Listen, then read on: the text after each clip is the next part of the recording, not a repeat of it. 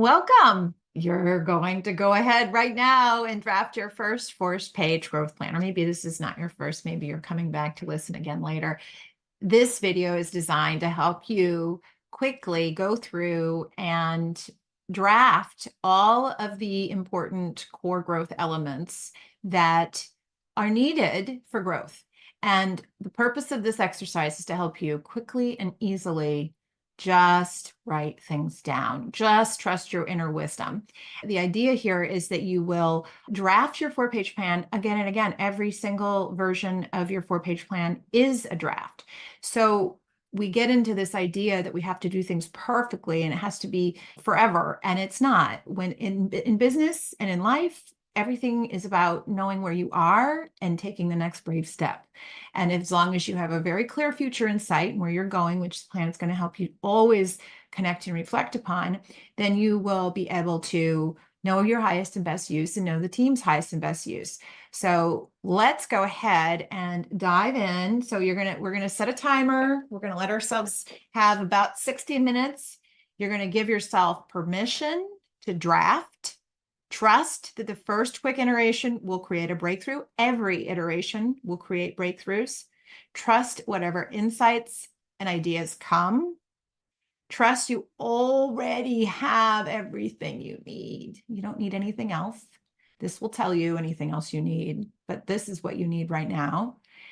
And know you will always be able to come back and iterate. There will be things about this that you're going to go to sleep, and over the next couple of days, there'll be things that your subconscious, your unconscious is going to keep working on. And you'll start to have insights in areas where you're not clear today, but you will be clear as time goes on.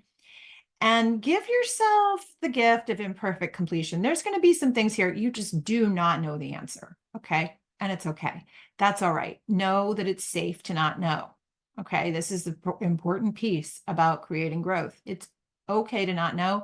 It's also okay to guess. It's okay to just write something down and allow whatever comes.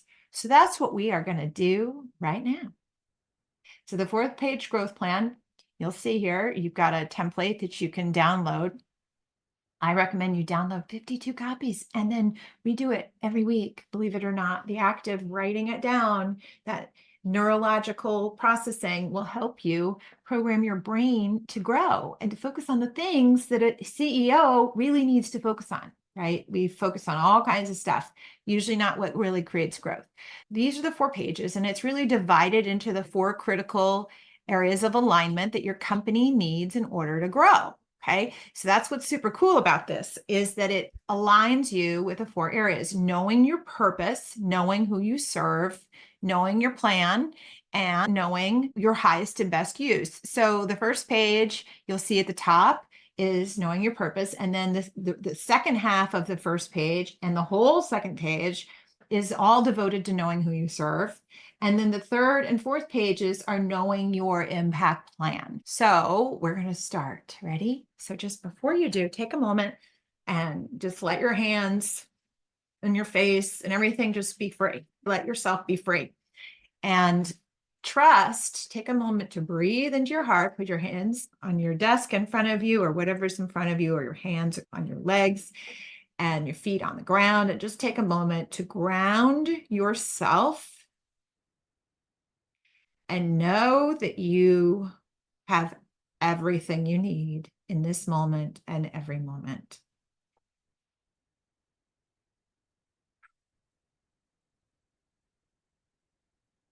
Trust that beyond the part of you that is thinking and analyzing lives a part of you that is knowing. A part of you that is wise. And just let yourself know that part of you is present. That part of you is here right now. So as we step into the 4-page growth plan, go ahead and have it in front of you with your pen. And we're going to start out with the inception story. So in the first box, you're going to write down the story of how your company began. And you can just simply write we started the company when we discovered blah, blah, blah. There was a need for something and we wanted to fulfill it. And it's been our desire since the beginning to create whatever and for whomever. Go ahead and write it down. Now you're going to write your core purpose. And you already might have something like this. And so trust me when I just tell you, it's okay. You don't have to know. We're going to get deeper into this, but whatever you write down today is perfect. So, what is the fundamental reason why your business exists? What is the hope of what you would like to deliver to your customers? What is the transformation you would like to midwife to those you serve? Write it down. Our purpose is to create, fill in the blank.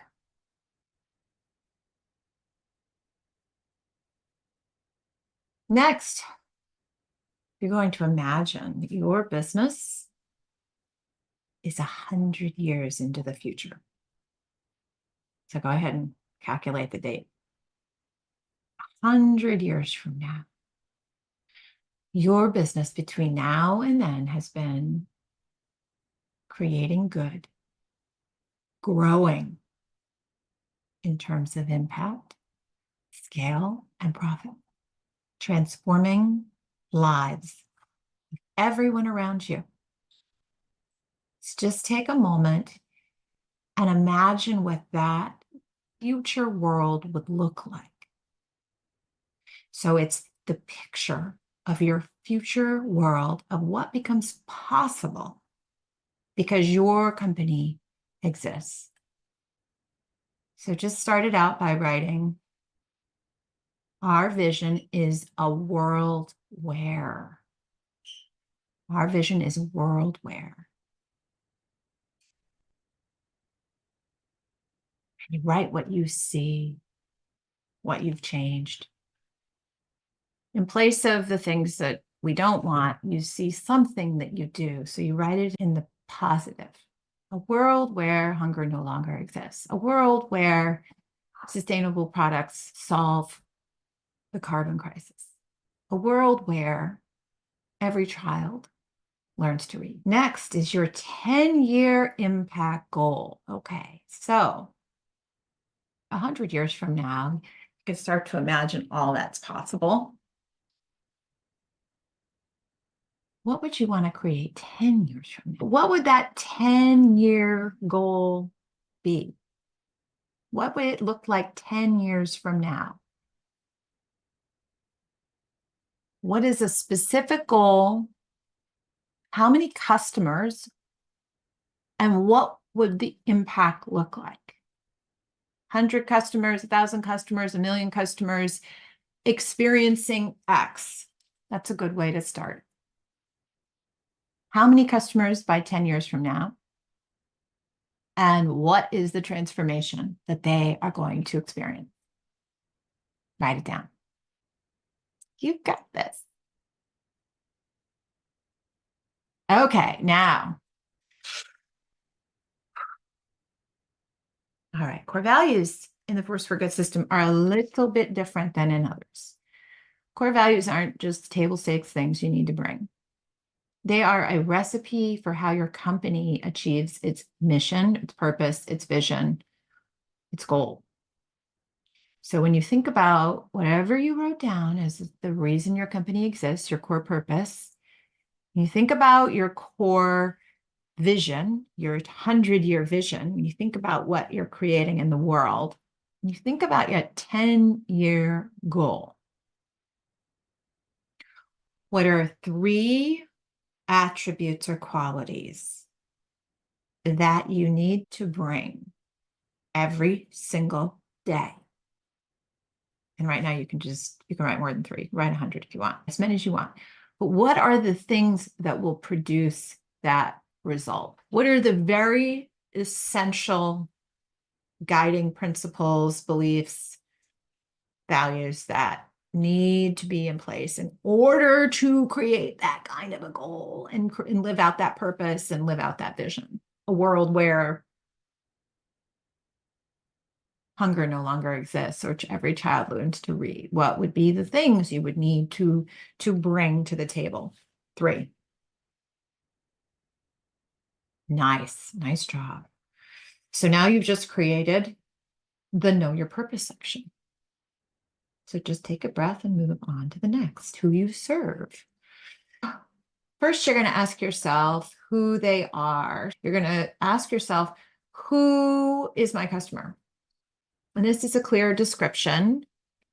This is a clear and simple description of who your customer is, of your authentic customer, including any psychographics and demographics. Soccer moms who long to have more joy and freedom, as an example, right? Who is your customer? CFOs who are overwhelmed with lack of information from their existing systems. CEOs who are trying to meet the needs of their private equity owners. Who are they? Write down who they are. Whatever you write is perfect. Perfect. And then you're going to write what they need. And don't worry, we don't do total available market, serviceable addressable market, and serviceable obtainable market first. We do the other first. So who they are, and then the next is what they need. These are your specific problems your authentic customer needs you to solve. So this is what your company needs to solve. It's specific wants, needs, desires, challenges, points of pain. What are the 3 challenges that they need a solution to? And it's a solution they'll pay a lot of money for. It's not something they kind of want. It's something that, like, oh my God, I would pay anything if you could solve this. It's not a vitamin, it's a painkiller. We need to know what that pain is to be able to really understand and drive not just marketing value, but to be able to innovate a solution in your company that is truly remarkable. You have to know what that pain is. And next is then a simple who, what statement. So it's a summary of the who they are and what they need. Simple declarative statement. Our company helps CFOs who are struggling to report information and data clearly to their board. And what we provide is a simple yet comprehensive technology solution that integrates all their data. Right? That could be a simple who, what, who they are, what they need. So who they are, and then what the core problem is. Take a chance, leap, write something down. You can change it later. All right, take a deep breath. The next thing you're going to think about, you're going to sort of like, all right, so now I'm going to look at sort of a bigger picture where we're looking at who they are, what they need, problem solutions. Now we're thinking big picture about what's happening in the world. So we look at the sort of bigger picture reasons why your solution, your company needs to exist. So trends, macro trends, are the larger market trends that validate the need for your company. There's only 3% of women founders achieve $1 million of revenue or more. This is a trend that creates a need for the force for good system. So what's a similar trend that could demonstrate that your company is needed And maybe you don't know what the specific facts are, but you know generally, and you could write down something's happened with that AI that's disrupted. Something's happening in the economy. Something is happening that's causing this need. And then what are the triggers? Triggers are the specific moments in time when a customer needs your solution. So right before the board meeting, dang, that's the moment that the CFO is pulling her hair out, trying to figure out how I'm going to put this data together for my CEO and for my board. So what are those moments? Preparing for your board meeting, right? Getting ready to have an investor meeting. So think about what are those moments in your customer's life that produce this. Those are the triggers. So write down a trend and write down a trigger. You can't do it wrong. Then you're going to go back up to the total available market, total serviceable addressable market, and the serviceable chain of market. I like for you to think about who they are first and then come back and say, okay, so who is my market? So the total available market, the total revenue opportunity available, if your product or service achieved 100% market share in the entire industry. So if you were building a consulting business, then you might go and find research that says there's $52 billion in the whole business. Or maybe you're selling hair care and the whole hair care is $127 billion, right? You can go to ChatGPT and probably find some of this. And we'll talk about this more in modules. But just guess, how big is your business? What is that market? What is your market? How would you describe it on a really grand basis? Then what's the serviceable addressable market? The portion of the total available market that your product or service can target over its lifetime, the company's lifetime. So what is that SAM that you're going to say, this is the universe we want to focus on? Maybe we're not going to focus on all of the businesses out there. We're going to focus on those that are in financial services, those that have between 100 and 1,000 employees and are in the financial services. That could be a serviceable addressable market. And then you're going to think about the next, which is kind of where am I going to target now over the next couple of years? The portion of your SAM that you can realistically capture considering your competitive advantages and market reach. So I like to think about it over a 10-year period. What is that SAM, right? What is that market you could penetrate? I'm looking to get 3% of the total US market that of consulting, serving companies from 100 to 1,000 employees and in financial services. So you might equate it some way like that. So what's that total market that you want to service that in 10 years you could service? So now breathe and trust whatever is showing up for you. And notice how your brain is, it's like going into like, oh, there's moments you feel good and there's moments you feel overwhelmed. But these are the questions that are going to unlock growth. So write down whatever comes, trusting yourself that it's plenty for right now. All right, so the next is what you offer. So it's a short, clear description of what you sell, right? You need to be able to say, I sell financial aggregation software. I sell shoelaces for children. What is it you sell? Write it down. And now it's important to always have a sense of your competition. In the modules, we'll talk more about this. Competition is very important to know about. We can collaborate with our competitors.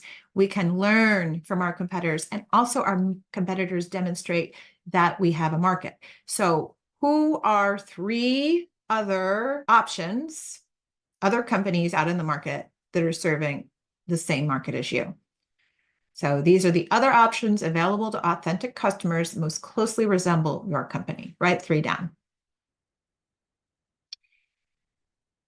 The next statement is a position statement, and it's a declaration that summarizes your brand's unique value and its promise to the market. So it's saying, I serve this market with this particular benefit. I serve this market of children learning to tie their shoes, and I do so in a way that is fun and playful and builds confidence. So this is how you're positioning yourself. Um, and we'll do there's a whole wonderful tool around positioning. But just take a chance and write something down. Next is your area of chosen greatness. And I love this one. This one is the unique strength that you choose to excel in, which sets your business apart and fulfills a key customer need, and where you're going to invest 10 times the energy and resources to make sure it's remarkable. So what's the area you want to be great? Trust whatever comes. Takes years for this to really truly evolve and discovered, be excavated, but write down whatever you feel would be how you want to be great as a company. Our customers are coming to us because they have a problem and they need a solution. They're looking for our purpose to be fulfilled.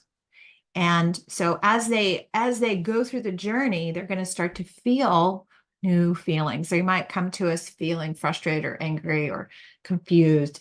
And at the end of our journey and throughout the journey, we want to cultivate feelings of confidence or security or pleasure or joy. So identify what are the feelings your customer is wanting to feel. So how do they feel when they're in pain and they're having the problem you already wrote down, what they need problem, and what would be the opposite of that? 3 feelings. The more specific you can be about the feelings, the better, but we'll get to that. 3 good feelings. The next one is impact mantras. And these are things that you discover as you're leading your company that you say that are guiding phrases you engender with your team about how we work together. I always say, catch people doing the right thing. Catch people doing the right thing. Like, in other words, always be looking for ways to praise people, right? It could be something like listening for people's unmet wants and needs. This was one I've also had in my business at Illume. Listening for unspoken wants and needs, listening for that. How can I support you is a mantra. It's a way that we always use over and over again. We train on people to say, how can I support you? If somebody is upset, how can I support you? Rather than defensiveness, how can I support you? So what are your guiding phrases you repeat with your team to keep priorities top of mind and support the team's purpose? Just write a few down. It's a whole exercise you can do later on. And it's fun. That'll be fun.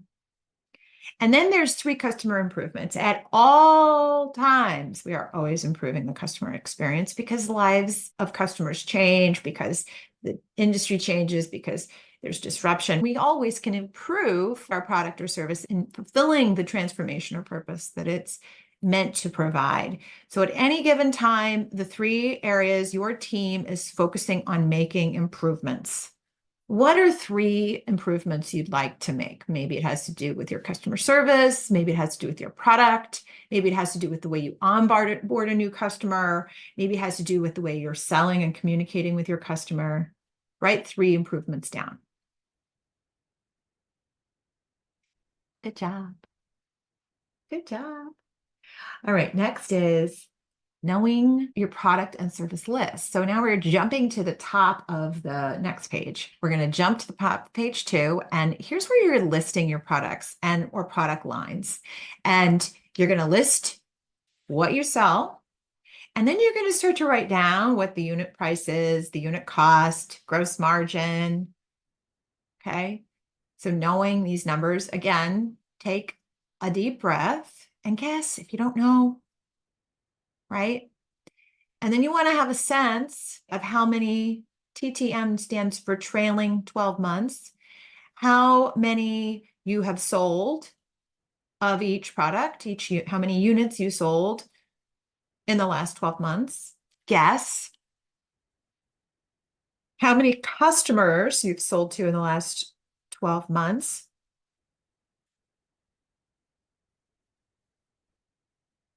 Your revenue for each product and total over the last 12 months. Just guess, guess, guess, guess. And then you can do some quick math around your average revenue per customer for each product.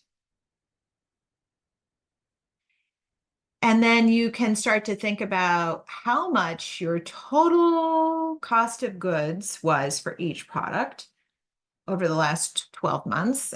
And that might be harder for you to guess, but you might be able to roughly. And again, if the answers are coming quickly to you, it's because this is an area where you are adept. If it's not, it's okay. It's pointing you that this is an area that as you improve this, you're going to get better at increasing impact, scale, and profit. It is not a reflection that there's anything wrong, because nobody's going to get all these answers, right? And then, well, this is exposing an area where you can focus your attention. So we look at total COGS, total gross margin, and then total margin per product.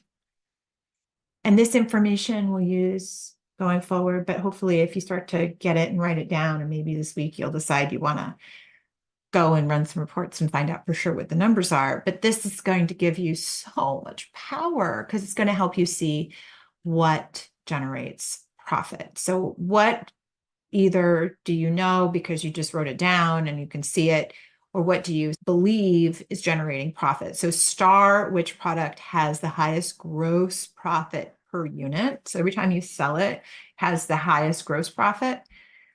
And it may or may not be the one that also generates the most gross profit for your company. So circle which product generates the most gross profit total in the last 12 months. So star the one with the highest gross profit, and circle the one that produced the most in the last 12 months gross profit. Next, we have our growth model. It's based on your estimated average revenue per customer. So when you think about the average revenue in a year that I get from one customer, and just write that down for yourself right now. And if over $100,000, we would consider it a whale. If it's 10,000 or to 100,000, somewhere in there, it's probably a deer. And if it's somewhere above 10, but under 10K per year, it's probably a rabbit model. And if it's $100 and up to 1,000, it's a mouse model. And so how we grow a company, and that was very different depending on what the average revenue per customer is. And the growth model that we would use is different. So go ahead and select which growth model it is. Are you a whale, a deer, a rabbit, or a mouse? And later on, we'll dig into that. Just start to know your numbers. So this next section is, what is your current average revenue per customer per year? So just guess right now. Say it's $1,000 revenue. Then you would say, how many customers do I need to get 100,000? So that would mean you'd need 100 customers, right? And then how many would you need to get 1 million? How many customers would you need in order to create 10 million in revenue? And how many customers would you need to create 100 million? So this is starting to help you understand what growth looks like. Just take it in and pick which growth model, and approximately how many customers you need in order to create 100,000 in revenue, $1 million in revenue, 10 million, and 100 million. The customer enrollment funnel. Very important piece. So this is the mechanism where you attract, engage, enroll, and retain your customers. And so this is where you automatically elevate your relationship with those you serve, and you take them and you move from suspect to prospect to offers to new customers, and new customers to satisfied customers and loyal ambassadors. So what we're looking at here are the ways that you shine your light in order for customers to find you. So these are the top of the funnel things: social media, maybe you go to events and conferences. How do new customers find you? What are the ways your business is out there generating leads? Referral sources could be that. My business is largely, it was all referral sources. So how do you do that? What does that step look like? Shine your light channels, ads in different places, perhaps. And then once they find you, then the next thing you want to do is deliver a profound experience before they buy from you. So what are those profound experiences? They could be opt-ins of various kinds, reports, assessments, free trials, anything like that. It could be meetings, specific meetings where you propose a solution to them. And then what are all the other ways that you invite them? And if it's a whale type, you might need to work on that sale for years. If it's a mouse, you're going to have very different ways of marketing. It's all going to probably be electronic and social and technology driven versus person-to-person driven. So what are those ways that you deliver experiences? And then how is it that you ask them to be your customer? It could be just simply a sales page, or your trial has run out, or it could be a more involved day-long pitch if you're doing a multi-million-dollar sale, for example. Then what are the ways that you connect and nurture? So what you're doing here is you're just writing down all the ways that you do each of these things: shine your light, deliver profound experiences, invite them to be your customer, and connect and nurture ongoing. And then you also have a way to measure each of those stages. And so that's where we go into the next piece down below, the 12-month customer enrollment goals. So you want to set some goals for 12 months out. So write the date for 12 months out. And then think about at the top of the funnel, you're creating suspects that move into prospects, into qualified prospects, into customers, into loyal and satisfied ambassadors. The easiest way is to start with customers. How many customers do I want to be able to generate 12 months from now, right? How many customers do I want to be able to bring in? Write that number down. And then say, okay, well, in order to get that many new customers, how many prospects would I need to have, right? How many people that sign up for my opt-in or sign up for a free meeting or do a free trial, whatever it is, how many would need to sign up in a month?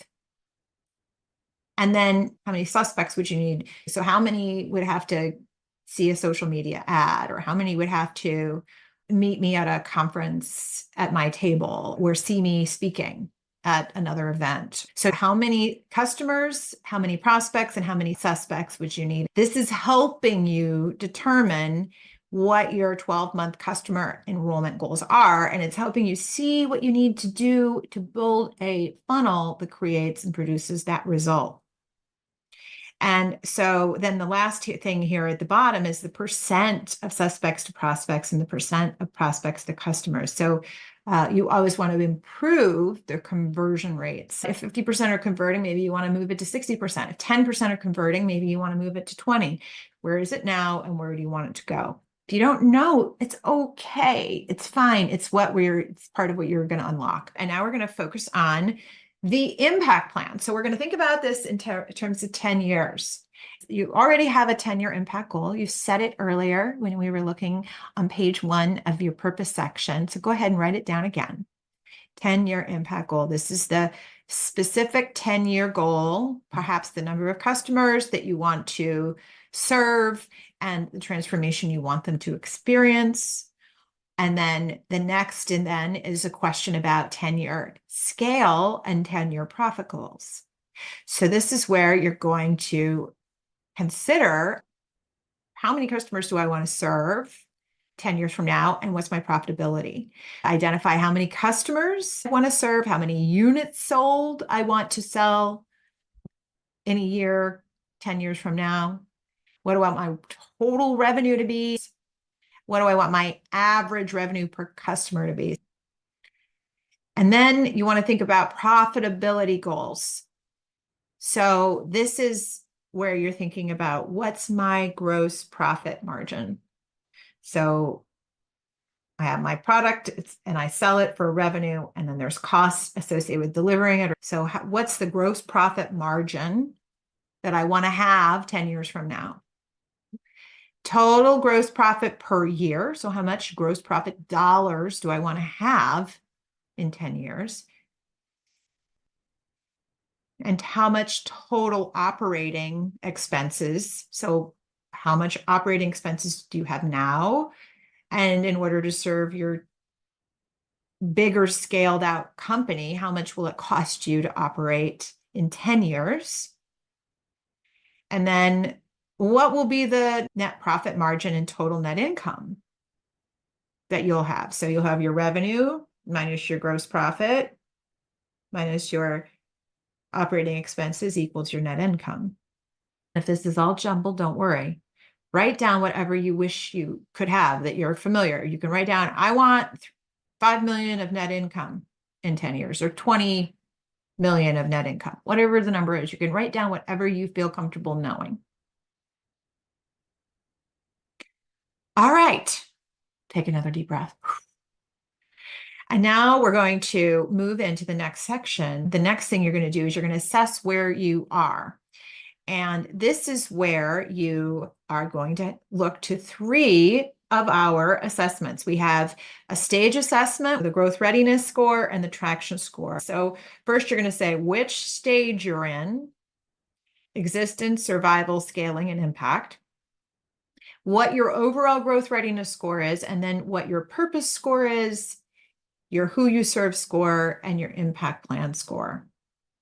And then you're going to find out by doing the traction scores, you're going to understand overall what your traction score is. And you're also going to see what's your customer discovery score, what's your minimum viable product score, what's your customer validation score, what's your product market fit score, what's your go-to-market strategy score, and what's your scaling score. And this is going to help you see your strengths and your opportunities and places you can grow.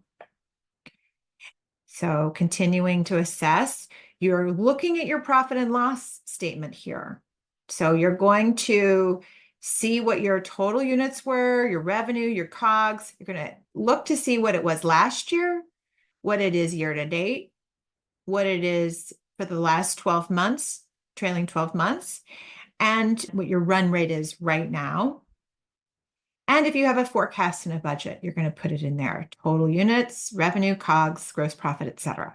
So this may be information you're going to need to go and get somewhere else. But whatever you can fill in, go ahead and do that. Just go ahead and do that right now. And then the forecast and budget is the same, right? You're going to do whatever you can, whatever you know about your forecast and budget for this year and for next. Write down whatever you know. And now, take a deep breath. And we're going to look at the next piece, which is your strengths, your weaknesses, your opportunities, and threats. So think again about your 10-year impact, scale, and profit goals.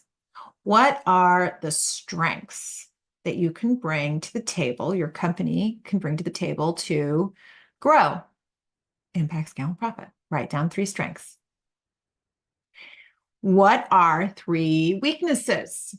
Maybe it's a system. Maybe there's friction. Maybe there's a lack of a particular skill. What's holding back growth? Maybe there's software that's needed. Maybe there's measurements that are vague. And then look to see what are just some opportunities. Write 3 down. What are your company's 3 biggest opportunities that, when leveraged, will create the most momentum?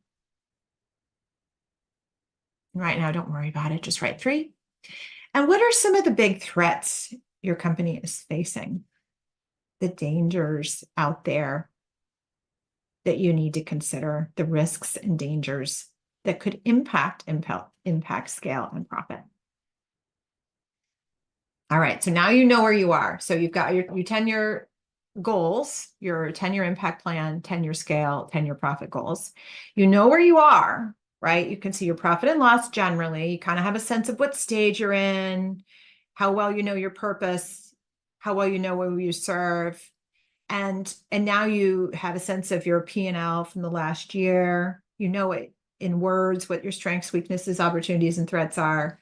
So now you're going to build your plan, your how I'm going to get from where I am today to that future state. So we're going to create a 10-year chronological strategy first. 3 steps. The first 3 years, we're going to do this. second 3 years, we're going to do that. And in the last 3 to 4 years, we're really going to focus on this. So write it down. First, we're going to focus on improving this and growing this. And then because we have that, we're going to go ahead and really enter into this next thing. And then finally, we're going to grow, and hit our 10-year impact scale and profit goals. And this is how we're going to do it. So chronologically, first 3 years, second 3 years, third 3 years. After that, you're going to think about strategic priorities. What are you going to focus on throughout? What 3 to 5 things do you want to keep front center of mind all the time? What are the keys to your growth? It's a blend, purpose, impact, profit priorities that need to maintain in the years ahead. It's good to have maybe your average revenue per customer. You want to grow that. Maybe there's a gross profit margin you want to grow. Maybe there is a improving constantly a particular part of your sales funnel, marketing funnel, enrollment funnel. Maybe there is focusing on a certain aspect of your product or service that will be super transformational and that leans into your area of chosen greatness, right? So pick a few strengths and priorities that will help you get to your goal. Okay. Good job. Now we're going to map it out where you're going to be, some goals, 3 to 5 goals, where you'll be, assuming you follow this plan, follow this strategy, where are you going to be in 3 years? So go ahead and write down 3-year milestones. Start with the date, 3 years from now, December 31st, 2028, 2027, 2028, whatever you choose. And what are those 3-year milestones? What does that look like? What 3 things do you want to achieve between now and then? And then 1 year. It can either be 1 year from now, or it could be 1 year to your calendar, to your fiscal year. Between now and then, what do you want to achieve? So the strategy is giving you words to describe how you're going to grow. Answers the question how you're going to grow. The milestones depict what that strategy looks like in 3 years and in 12 months. And now you're going to choose one goal, a 12-month company-wide goal that will really move everything forward.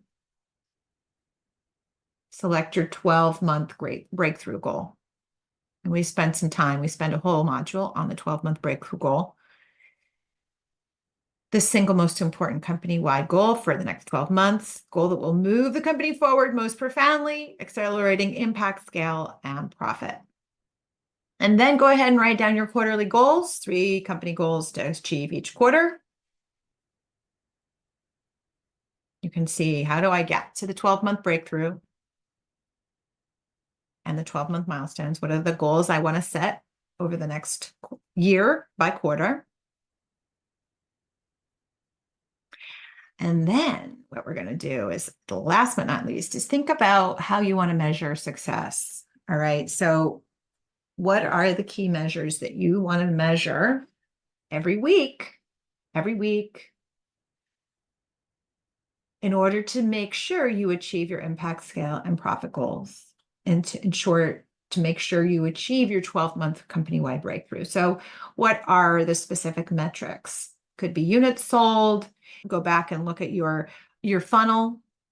Could have to do with the number of prospects, the number of meetings you have, the number of new trials you engender. Write down the things you want to measure, and will help you create progress. 4 pages. You did it. You thought about a lot of things, the puzzles of growth. All right. And all that's going to help you. You've also thought about sequence. Just take a moment and acknowledge that. You thought about sequence, thought about all the changes that need to occur in order to create a new result. So take a moment now and just acknowledge yourself. Really acknowledge yourself for the journey you just took. Notice the new wisdom and insights you've already received. There's probably some unknowns. There's some gaps. Allow yourself the space to be fascinated and curious about those gaps rather than having any other kind of judgment about it. Which questions were hard? Which were easy? Just observe. That's helping you understand where your unique strengths are, and where you're probably going to need others is where you're facing challenge, right? Like you probably are going to need somebody to help you on your team round out the questions that are hard for you. And notice overall your strength in knowing your purpose, knowing who you serve, knowing your impact plan. And just start to get a sense of how all this information is helping you already see what you need to do. What are the things you need to focus on? What's the puzzles that need to be solved next? What's your highest and best use? So just know and plant the seed that in the coming days and weeks, you have now opened your wisdom.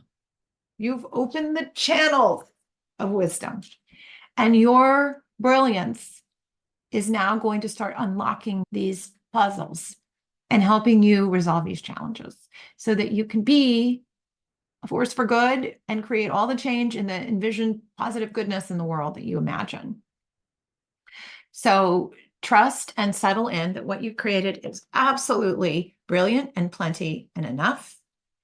And know that you can come back to it. So the 4-page growth challenge is really about the next steps, which is to print out the 4-page growth plan, blank copies, and redraft it every week. You can do it once a month and you'll expect double-digit growth. If you do it every week, you're going to experience exponential growth. You almost can't help yourself. You're going to unlock the puzzles of growth when you do this. You're going to pour your energy and your wisdom into the things that create growth. You're going to start inviting your team to solve the problems with you that will help you grow. You're going to have a simple way for you to talk about what you're trying to do and align together. And just start to imagine, what if you were to meet with your team on a weekly basis? You did great. Take a moment, go get a drink of water, refresh, and acknowledge yourself. You've just moved mountains. You've taken the time to listen within, and now you're ready to go and create powerful results.